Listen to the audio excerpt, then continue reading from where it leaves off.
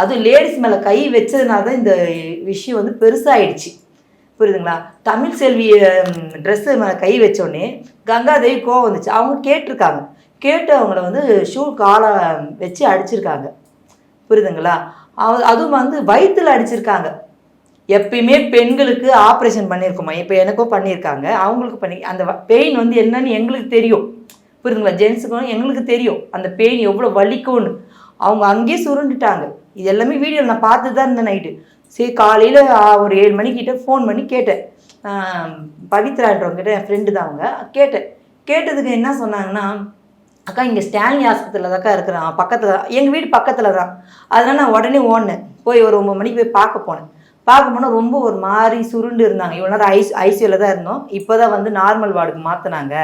அப்போ இவங்க ட்ரெஸ்ஸெல்லாம் அந்த கிழிஞ்ச ட்ரெஸ்ஸோடு அப்படியே இருந்தாங்க. ஏம்மா நான் வேணா ட்ரெஸ் எடுத்துன்னு வருவேன் நான் கேட்டேன். இல்லை பொண்ணு எடுத்துகிட்டு வந்துன்னு இருக்காங்க. இருந்தாலும்க்கா இது இது கொஞ்சம் கூட நியாயமே கிடையாது.